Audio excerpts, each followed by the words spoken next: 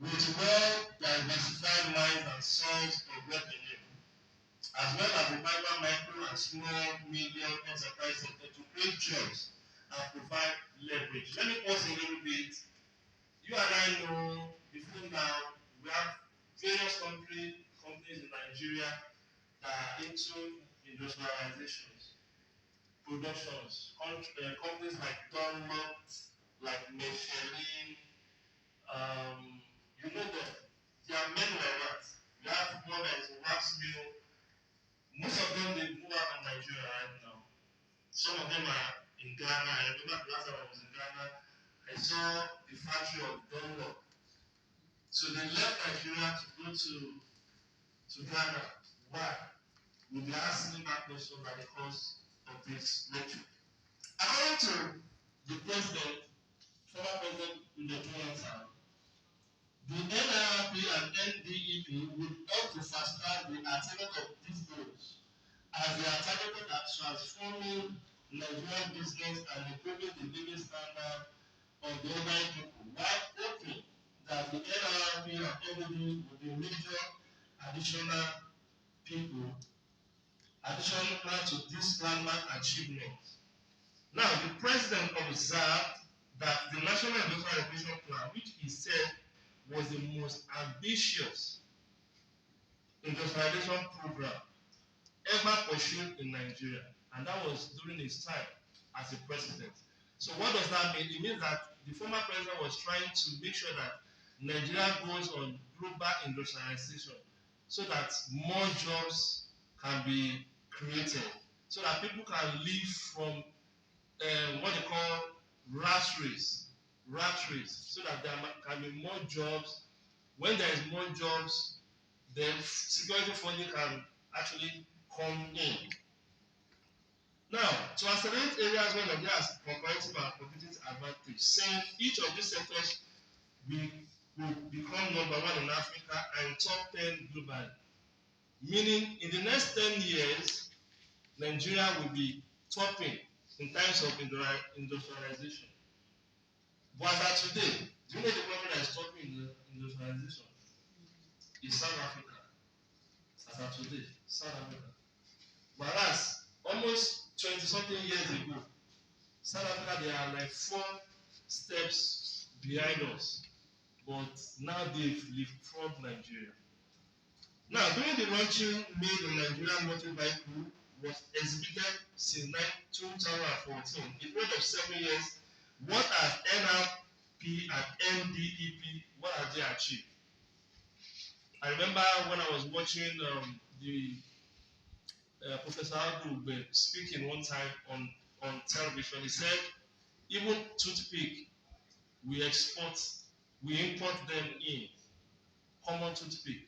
So what does that mean? It means that we are creating jobs for people outside Nigeria while it's been affecting us down here. That's why you see people moving here to go and work elsewhere. But I want to believe in the next couple of years, things is going to take turn by the special grace of God.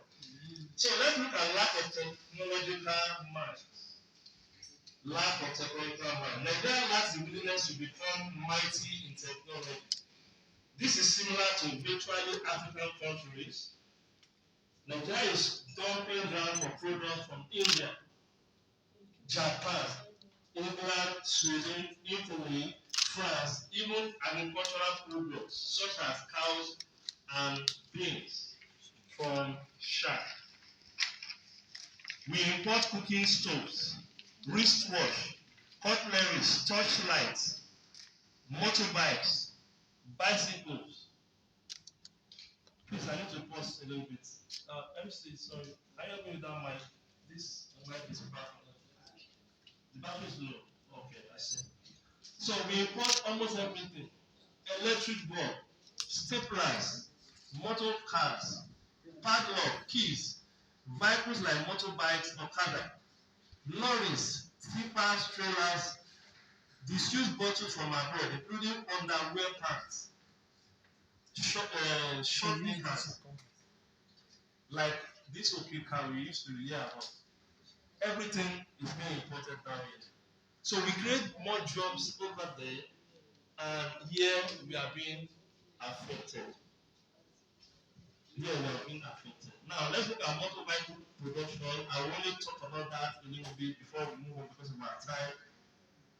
The Center for Automotive Design and Development at Ahmadu Bello University Zaria in 1990 was put in place to develop a Nigerian car that is made in Nigerian vehicle. You can see that in page 8 and page 9 of Sunday Tribune of November 20, 1994. That was when that news was published. The center was equipped with necessary funds, but for 10 years there was no result until the year 2000 when President Obasanjo closed it down. In March 1998, Tricycles hit Lagos roads, the one known as Marwa, like Marwa, it is Lagos road. Tricycle hit Lagos road and the new mode of transportation in Lagos kickstart. And the three-wheelers auto-rickshaw may hit the roads this week. According to the report of 1998, the state government has finalized plans for the presentation of the new tricycle to Lagosians. Now, as of today, you agree with me, it's not only Lagos State that is using tricycle. Not only Lagos State. We have, they use it in Oyo State, virtually all states. Thank you, sir. Virtually all the states. Something that just kickstart in a state. Now, what does that mean? It means the production of that tricycle tripled or even more than in India, because they produce it in India. And I heard that 2 other countries have started producing it as well. So what does that mean? They create more jobs for people over there. So let's look at it in another way. If, assuming it is being produced right here, we would have created more jobs. We would have created more jobs. Okay, so for a start, about 40 of the wheelers that went on the street in the first phase of the program happened to assess their acceptability by residents and the road users. They kickstarted to accept if the testing residents will accept it. But what happened? It was hijacked. It was hijacked. Before you know anything, it started going everywhere. And even some of us that we don't go out with our cars, we prefer to enter Marwa because it's safer, you are more comfortable, and the likes. So creating more jobs for them over there. Let's move on. So with expand used cars foreign exchange on all items, including goods and notes. And that is the reason why we find that the dollar rate to naira is having a lot of significance difference because of foreign exchange. Because we are taking everything down there, they produce it there before bringing it down. Before anything, the dollar is getting higher, and our own currency is getting more devalued. So we do not produce both and not in Nigeria. Can you imagine? So India, which is another third world war, like Nigeria, is producing Tata lorries, Tata light vehicles, cars, vans, A to Z input of Tata are being manufactured in India. They are not merely doing assembly of parts. In the middle 70s, Volkswagen, Peugeot. I remember my dad was using Peugeot when I was still a child. But how many people are still using Peugeot as of today? So steel lorries, tractors were being assembled in Nigeria, but they are not what? They are not produced. Ibadan used to be the home of motor industry. Ferrero brakes linings were being manufactured at Ibadan. Excel batteries, where I was the head of production plan and control for 6 years, were being manufactured in Ibadan. My boss, the professor, was working for Ferrero brakes before. But as of today, that industry has closed down. So when an industry closes down, what happens? The workers become unemployed. They go back to the labor force and they start looking for jobs. So again, layout assembly plants where buses are being assembled by Ibadan. But today the situation has changed again. It has changed. Now let's look at misguided advice and corruption. A lot of our leaders, particularly politicians and top public servants, are self-service leaders. They are full of legitimate talent, manipulating successful and young presidents. They advise the government in the sector, they do this in law, they are recklessly ruthless, and that is how it is. Now, let me pause a little bit too. Every one of us, some of us are politicians, some of us are in one party or the other. This conference does not address that. This conference is not talking about whichever political party you may be. But all of us, we are in this country together and we know exactly what is happening everywhere. When we have bad leadership, what will happen? It will affect quality service. Yes or no? Yes. It will affect. So it means you cannot give out what you don't have. If you don't have a good leadership, you cannot give it out. And a good leadership is what? Quality service. Now, for examples, Punch Friday, November 26, 2021, page 2, talk about the federal government that deduct at least 2.4 trillion naira from the federation account to fund 5,000 cash palliative that will be handed over to 40 million poor Nigerians after the subsidy has been removed the next year. You and I know the story that came after that. There were lootings everywhere, people breaking wells because the food and some of these palliatives were not actually given to the rightful owners. So now the ball is all of us and we need to do the right thing this time. Now the pertinent question now are: one, what yardstick will they apply to determine the poor Nigerians and how they will be identified? And two, who will be in charge of this distribution? In fact, every Nigerian knows that it will amount to harvest of booty to some people in authority. As for fuel subsidy, Professor Adeni Adebowale, my boss, have been telling Nigerians for 7 years that fuel subsidy in itself is a monumental fraud. Do you agree with that? Yes, I agree with that. It's a monumental fraud. Why? Because I don't want to expatiate more, but you know what I'm talking about. Most of all this money just get to wrong hands. I was doing a research one time and I heard that about 500,000 tons of crude oil left this country. 500,000, and they actually paid for 1 point something. So where does the difference go to? It goes to some people's pockets. And who is suffering it the most? The poor masses. The poor masses. So for 21 years now, it has been helping successful Nigerian president with suggestions to handle fuel matter accurately. You can see the website that my boss created some years ago, www.thenewnigeria.info. You can check it out. So, as the president, certified Institute of Purchasing and Supply Administrator of Nigeria, my boss, Professor Mufutao, has helped even President Olusegun Obasanjo, particularly in the area of distribution and supply, giving advice on what to do. It was through his advice that made the independent marketers in Nigeria to be having tank farms.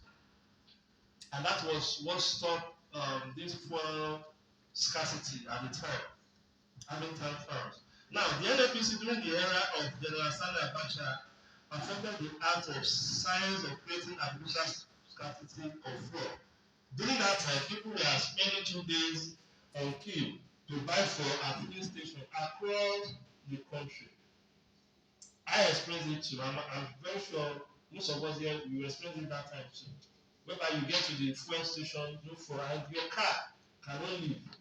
So you end up spending a day there or two. Okay, so let's move on. So when the president took over the situation, it did not improve. So to enumerate the situation, he studied the problem and discovered that the collective fuel storage capacity of NNPC, Total, AP, ELF, Texaco, and Mobil at their depot were not enough to care for the demands of Nigerian motorists. Under the auspices of the Certified Institute of Producer and Supply and Motor of Nigeria, he discovered that the servers were few and the queues were bound to be long. The servers were basically depots of storage of fuel. By that time, it was unthinkable to allow independent marketers of fuel to maintain depots for storage of fuel. To me, I thought something must be done to save the situation and to remove the supply obstacles, making people to spend unnecessary time at the filling station. So there was a suggestion to the government of Obasanjo to put in place fuel distribution commission, and the commission to look into the possibility of giving approval for the independent marketers of petroleum to be having depots. So when we look at the national daily, it's published there. The Nation newspaper is published there. Now the president Obasanjo listened to my boss and he established the commission then. The late Chief Rashid Gbadamosi was made the chairman of that commission. You remember? He was made the chairman of that commission. At last approval was given for the independent marketers of fuel to start opening tax depots. So he said, I always feel happy that I make contributions to national development. So this is a wake-up call to every one of us. Anywhere we are, we need to try to contribute our quota to national development. NNPC and President Jonathan administration. I'm going to skip that. I'm going to skip that. I'm going to skip that. So I'll be moving to page 10. I'll be moving to page 10. If you are with me, I'll be moving to page 10. Now, we want to look at the excessive foreign debt. Excessive foreign debt. One of the serious problems militating against development of African countries is excessive foreign debt. Loans, grants by World Bank, International Monetary Fund, international development institutions, and other developed countries have been in a serious burden. In Nigeria, we are paying $1 billion yearly as interest on the accumulated loans granted us over several decades. You can imagine that. Just debt. That is too much. Too much. Many times the president wants to do for everyone with the Paris and London for accumulated debt of $30 billion. And Obasanjo paid $12 billion and we negotiate $18 billion at that time. By the time President Jonathan left office, our foreign debt was $7.3 billion. At the end of 2020, our debt has gone up. Can you imagine again? It has gone up. Something that came down before, it went up again to $20.57 billion. In fact, we are still borrowing till today. Am I correct? We are still borrowing. Which not to be. We are still borrowing. So now, all the 36 states, you said, I said why? We'll answer that at the end of the day. So now, all the 36 states, the federal capital territory, and the federal government are now paying $87.2 billion. The debt owed to the World Bank, the French Development Agency, China, Exim Bank, International Fund for Agricultural Development, Credit Suisse Group, and Standard Chartered China Export and Credit loans request to stop, so that the nation does not eventually plunge into crisis. Just like some of us that we have business, there's one thing they call bankruptcy.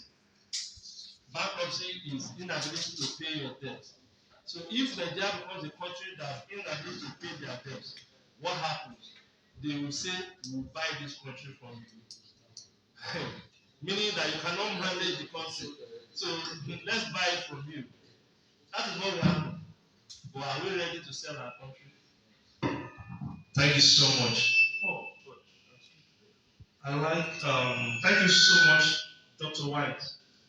Okay, so now crime and political instability now.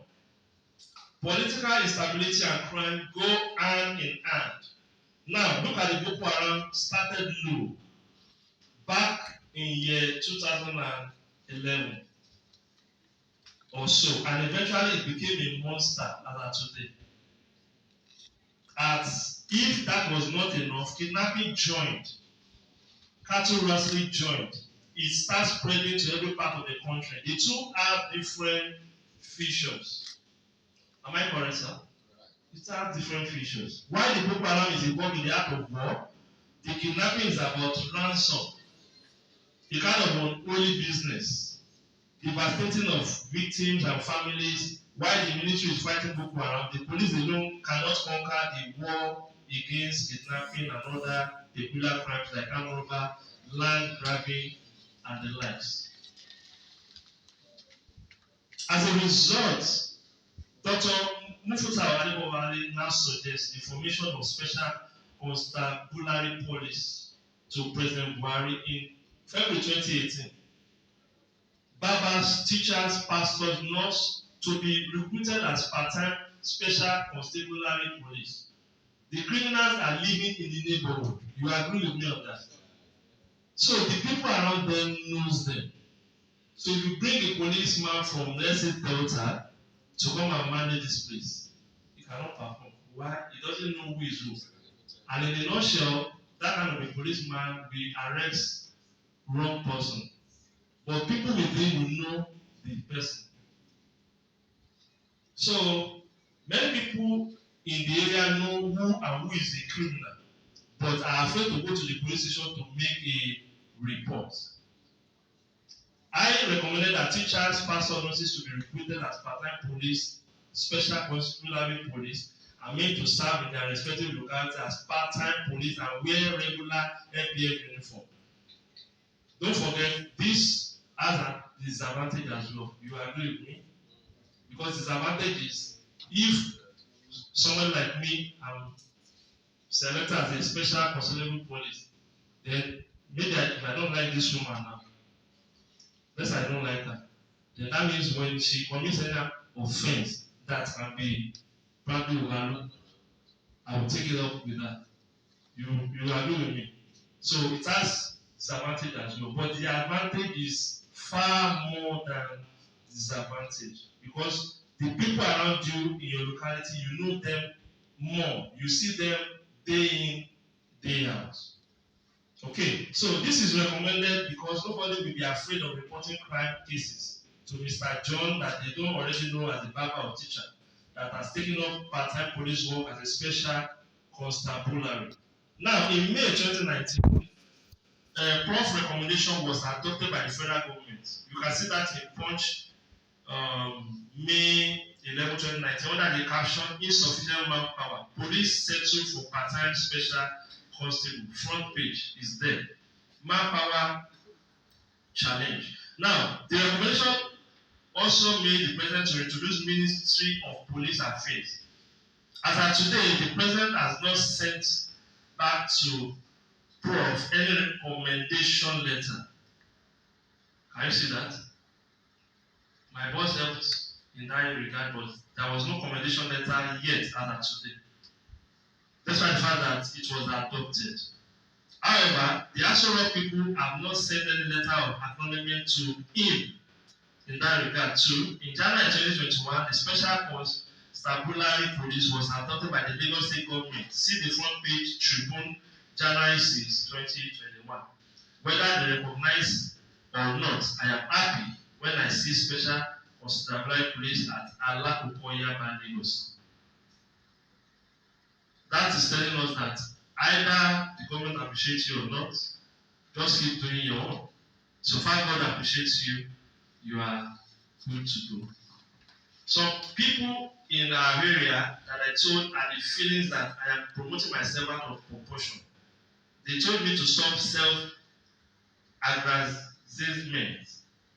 I wrote to Governor Sanwo-Olu of Lagos 3 times, expecting him to invite me, but did not reply me. In fact, nobody signed for the 3rd letter at the governor's office. The FedEx courier returned the letter back.